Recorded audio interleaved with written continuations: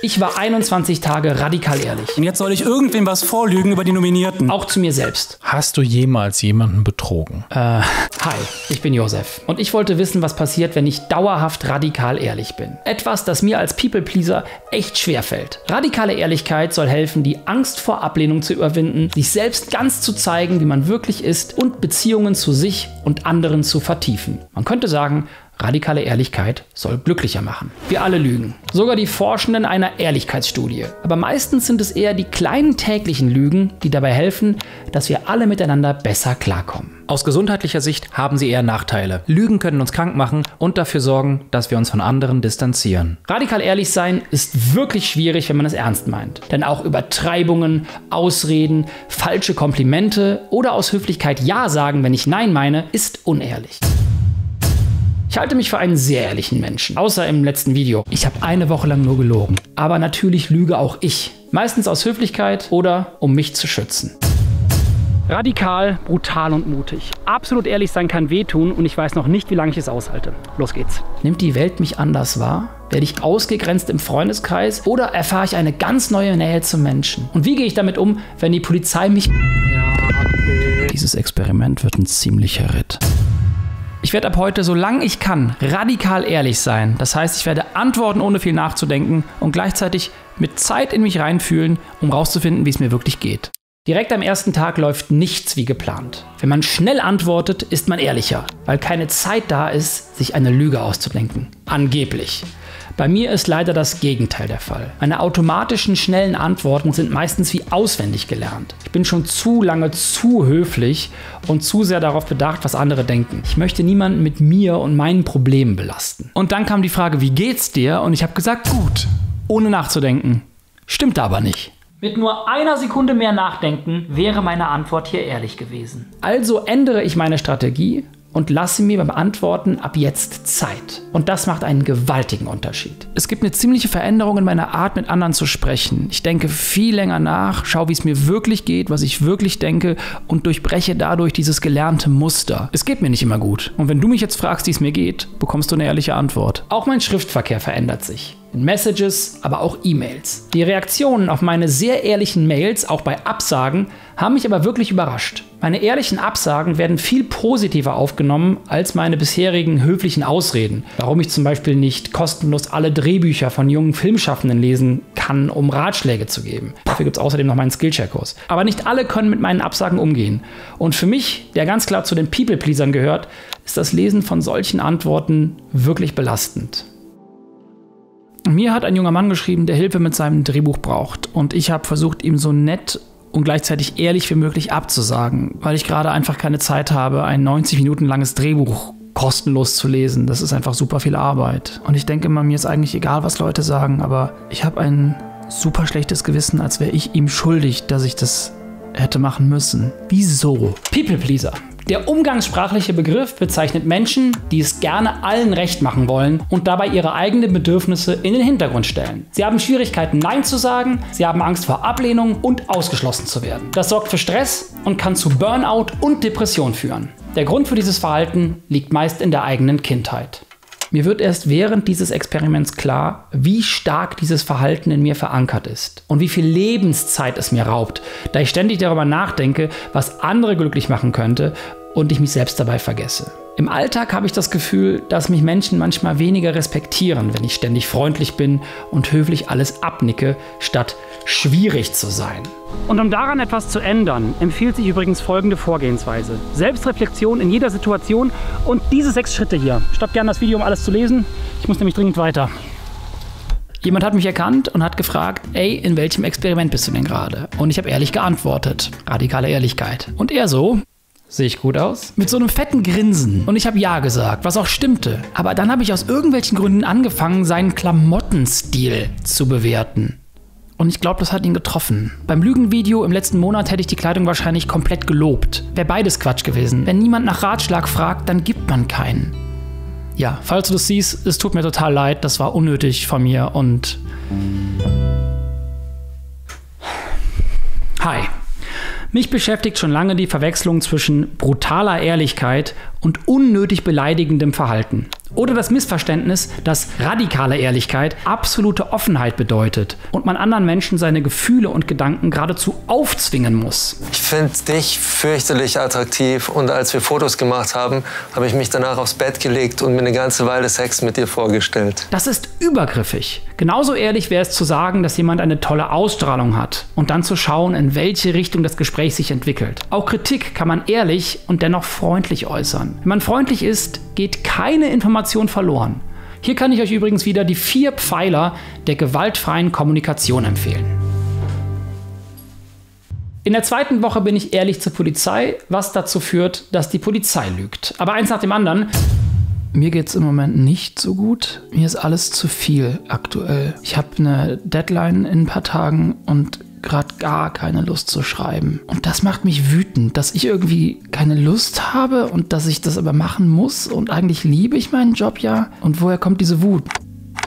Nee, ich bin wütend auf mich selbst. Ich bin einfach nur sauer auf mich selbst, weil ich eine Pause brauche. Ich halte mich davon ab, ich mache jetzt eine Pause. Ja, ich zocke jetzt. Ich spiele 1 Stunde lang Switch und gehe 20 Minuten spazieren. Danach geht's mir besser und ich kann endlich arbeiten. Hätte ich nicht so ehrlich in mich reingehört, wäre ich wahrscheinlich nicht darauf gekommen, dass ich genau das gerade brauche. Zum Thema des Videos habe ich übrigens eine Ehrlichkeitsexpertin angefragt und sie hat sehr ehrlich abgesagt. Also bekommt ihr hier statt einer Expertin meine Erfahrung. Ehrlichkeit sich selbst gegenüber ist super wichtig. Das heißt auch Ehrlichkeit in Bezug zu unseren Emotionen. Wie fühle ich mich wirklich? Warum bin ich so wütend und auf wen eigentlich? Wenn wir unsere Gefühle nicht anerkennen und zu ihnen stehen, wenden sie sich gegen andere oder uns selbst. Beides ist schlecht und passiert leider viel zu oft. Der Selbstbetrug geht weiter und wir belügen uns selbst. Aber warum? Um uns vor unangenehmen Wahrheiten zu schützen, unser Selbstbild zu bewahren, schwierige Situationen besser aushalten zu können oder generell im Bereich Konsum, Klimaschutz, Ernährung, körperlicher und psychischer Gesundheit. Wir überschätzen unser Potenzial, sind unrealistisch optimistisch, täuschen uns selbst in der Liebe und belügen uns auch, um andere besser belügen zu können. Ist ja klar. Für unser Gehirn ist es keine Lüge, wenn wir selbst es glauben und dann kann man es auch einfach weitererzählen. Radikale Ehrlichkeit und das Anerkennen von eigenen Fehlern und Gefühlen kann helfen. In der 2. Woche lerne ich durch dieses Verhalten 3 Dinge. Erstens, radikale Ehrlichkeit macht mich konfrontativer. Ich bin viel aggressiver geworden nach außen. Es ist fast so, als würde ich jetzt Konflikten nicht aus dem Weg gehen, sondern die aktiv suchen. Heute ist ein Typ über eine rote Ampel gefahren und mir fast über den Fuß. Früher hätte ich wahrscheinlich gesagt, komm, egal, passiert jeden Tag 1000-mal. Aber heute hat mich das so wütend gemacht, diese Rücksichtslosigkeit, dass ich gegen sein Auto geschlagen habe. Was wirklich gar nicht meine Art ist, dachte ich zumindest. Naja, der hat angehalten und wir haben uns gegenseitig angeschrien. War auch mein erstes Mal. Mir ist noch ein Passant zur Hilfe gekommen, der das Ganze gesehen hat und der Typ ist irgendwann abgehauen. Aber jetzt habe ich super Kopfschmerzen und ein schlechtes Gewissen schon wieder. Und das ist so ein Unsinn. Warum habe ich ein schlechtes Gewissen? Ein schlechtes Gewissen ist Wachstumsschmerz, sagt die Psychologin Ulrike Bossmann. Je länger man übt, desto besser wird es und das schlechte Gewissen verschwindet. Man soll das schlechte Gewissen sogar feiern, denn es bedeutet, dass man gerade nicht im People-Pleaser-Modus ist. Das heißt natürlich nicht, dass mein Verhalten hier angebracht war, aber es ist ein Schritt in die richtige Richtung. Also ist das schlechte Gewissen etwas Gutes, solange ich darauf achte, dass ich dabei nicht rücksichtslos werde. Vielleicht schlage ich hier auch erstmal ins Extrem, um dann eine gute Balance zu finden. Immerhin gehöre ich jetzt zu den 42% der Deutschen, die nicht täglich lügen. 58% aller Deutschen lügen wohl täglich. Am meisten in direkten Gesprächen. Da Lügen anstrengend ist, macht man es im Alter wohl seltener. Eine andere Studie weist darauf hin, dass wir im Alter Ehrlichkeit mehr schätzen als höfliche Lügen. Doch bis dahin belügen wir wohl am ehesten Menschen, die uns nahestehen. Der Grund? Wir wollen ihnen eine Freude bereiten. Zweitens, ich bin unehrlich zu mir selbst. Mir ist aufgefallen, dass ich anderen gegenüber oft nicht sage, was ich wirklich denke oder zeige, wie ich wirklich bin. Oft, weil ich das Gefühl habe, ich bin jetzt nicht so wichtig und ich störe hier vielleicht auch gerade. 2017 durfte ich den Chef von Netflix auf einer Veranstaltung treffen, um ihm Fragen zu stellen. Und mir ist vorher gesagt worden, dass ich besser kein eigenes Filmprojekt vorstellen soll, weil er den ganzen Tag Filmprojekte hört. Und daran habe ich mich dann gehalten. Und der Filmemacher nach mir hat sich nicht daran gehalten. Der hat einfach sein Projekt gepitcht und die Visitenkarte und Kontaktdaten bekommen. Und als er mir das stolz erzählt hat, habe ich mich wirklich geärgert. Ich hatte die einmalige Chance, da ein Projekt zu pitchen und habe sie nicht genutzt, weil ich nicht stören wollte. Ein solches Verhalten führt zu mehreren Problemen. Einmal, dass mich andere falsch einschätzen und zum anderen, dass ich immer denke, dass wie ich wirklich bin, falsch ist. Statt daran zu arbeiten, dass alle mich mögen und ich dafür sorge, möglichst wenig störend zu sein, sollte ich daran arbeiten, mich möglichst ehrlich zu zeigen. Ich werde lieber dafür abgelehnt, wer ich bin, als dafür geliebt, wer ich nicht bin. Das muss ich nur noch aktiver leben.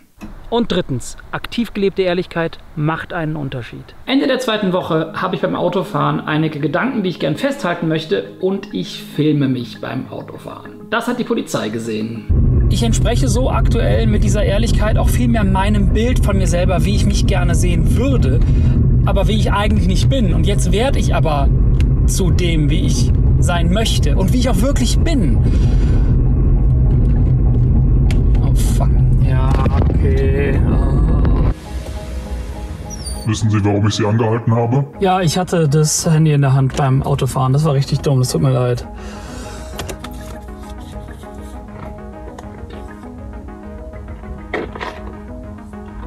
Eigentlich sind das 130 € und 1 Punkt in Flensburg. Aber weil Sie so ehrlich waren, schreibe ich einfach mal auf, dass wir Sie ohne Anschnallgurt erwischt haben. Das kostet nur 30 €. 130 € und 1 Punkt in Flensburg durch Ehrlichkeit in 30 € verwandelt. Obwohl ich die Strafe wirklich verdient hätte mit Handy beim Autofahren. Ich glaube, die Polizistinnen und Polizisten hören so oft irgendwelche Ausreden, dass ein ehrliches Zugeben sie einfach überrascht hat. Eine Ehrlichkeit wurde hier belohnt. Aber dann gibt es noch 2 andere Situationen in der 3. Woche, in der die Ehrlichkeit eher riskant war.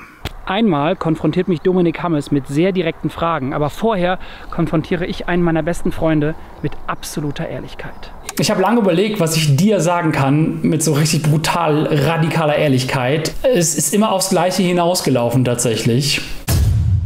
Du bist einfach einer der wichtigsten Menschen in meinem Leben geworden. Ich glaube, dass du mir mein schlechtes Verhalten verzeihen konntest, ist überhaupt die Grundlage dafür, dass unsere Freundschaft so wachsen konnte, wie sie heute gewachsen ist. Ach, wie schön. Ich hätte jetzt mit sonst was gerechnet, aber nee, das man sagt ja immer so, jeder Mensch hat eine 2. Chance verdient. Ich finde auch, dass die meisten Menschen auch eine 3. und eine 4. Chance verdient haben. Manchmal hat man ja einfach Freunde fürs Leben, wo du einfach direkt weißt, ab Sekunde 1, ja okay, das passt. Und dann geht's ehrlich weiter, privat wie beruflich. Leider kann ich nicht zu allem etwas sagen, da vor allem beruflich doch viel dabei ist, das nicht öffentlich ist, aber meine Ehrlichkeit erweist sich als großer Vorteil an vielen Stellen, auch im Freundeskreis. Ich habe gerade einer guten Freundin für heute Abend abgesagt, weil ich viel zu müde bin. Und das habe ich so ehrlich gesagt und sie hat sich sehr gefreut über diese ehrliche Absage. Und tatsächlich mehr, als wenn ich eine höfliche Ausrede gefunden hätte, was ich sonst auf jeden Fall gemacht hätte. Weil ich gedacht hätte, wenn ich wegen Müdigkeit absage, dass sie denkt, dass ich einfach keine Lust habe. Aber das ist es nicht. Ich brauche heute Abend Zeit für mich. Ich habe das Gefühl, ich bin den Freundinnen und Freunden, mit denen ich während des Experiments zu tun hatte, emotional näher gekommen. Keine Ahnung, ob das Bild Sinn macht. Aber ich habe aktuell das Gefühl, als hätte ich so einen Schutzpanzer abgelegt. Und ich glaube, diese Schutzlosigkeit ist eigentlich auch, dass ich mich wirklich zeige. Und das macht mich am Ende viel sicherer und selbstbewusster. Weil ich ja ganz ich selbst sein kann. Stopp! Warum geht das Experiment denn keinen ganzen Monat? Naja, weil ich in einer Situation nicht ehrlich bleiben konnte. Es gibt aber auch gute Nachrichten. Die Forschung weist darauf hin, dass wir Menschen im Alltag immer ehrlicher werden. Eine Schweizer Studie weist darauf hin, dass größere Geldbeträge in verlorenen Portemonnaies häufiger zurückgegeben werden, weil die Menschen ihr Selbstbild und die eigene Ehre schützen wollen. Je höher der Geldbetrag, desto mehr sehen sie sich als Diebe, wenn sie es selbst behalten. Diese Art ziviler Ehrlichkeit ließ sich bei der Studie weltweit beobachten. In armen und reichen Ländern, in allen Altersgruppen und Geschlechtern. Aber wieso bin ich am 22. Tag unehrlich? Der Grund dafür ist ein Verhör. Dominik Hammes weiß von meinem Ehrlichkeitsexperiment und stellt mir jede Frage. Und das hat er ausgenutzt. Hast du jemals... Doch bevor ich zu seinen wirklich krassen Fragen komme, möchte ich euch ein paar Erkenntnisse aus diesem Experiment mitgeben. Ende der 3. Woche ist klar, radikale Ehrlichkeit fällt mir leicht. Ich denke zwar manchmal noch etwas länger nach, um nicht verletzend zu sein, sage aber immer, was ich wirklich denke, und es fühlt sich gut an. Es kommt zwar auch vor, dass Konflikte entstehen, aber die sind viel mehr Bereicherung als das Wegducken oder Unsichtbarwerden, was sonst meine Taktik war. Meine Taktik war, mich zu verstecken. An sich arbeiten ist wichtig und es lohnt sich auch immer, sich dabei Hilfe zu suchen. Und an Tag 22 werde ich verhört. Wann hast du das letzte Mal geweint? Das ist noch gar nicht so lange her, das war vor ein paar Wochen. Hast du jemals jemanden in einer Beziehung betrogen? Während des Abis tatsächlich. Und ich habe mich einen Tag danach getrennt. Wen aus deiner Familie magst du am wenigsten? Die Antwort auf die letzte Frage wäre unnötig verletzend, vor allem für eine Öffentlichkeit wie diesem Video. Es gibt auch keinen Erkenntnisgewinn dadurch. Und ich glaube, dieses Beispiel zeigt mir, dass Ehrlichkeit doch Grenzen hat. Nämlich da, wo sie unnötig andere verletzt. Wir sollten ehrlicher miteinander sein, ohne dabei die Freundlichkeit zu vernachlässigen. Und bitte gebt keine ungefragten Ratschläge oder Feedback. Wenn eine Person Feedback möchte, zu was auch immer, dann wird sie euch fragen. Ich habe mir wirklich den schlechtesten Tag ausgesucht. Ich bin gerade mitten in einem Selbstexperiment und zwar 100% Ehrlichkeit. Und jetzt soll ich irgendwem was vorlügen über die Nominierten. Das wird großartig. Es ist nicht so schlimm geworden, wie ihr denkt. Ich habe es euch verlinkt, meine Laudatio. Die ist nach dem Experiment entstanden, aber ich mache das noch weiter. Danke an Holzkern, danke an dich. Schön, dass du hier warst. Pass auf dich auf.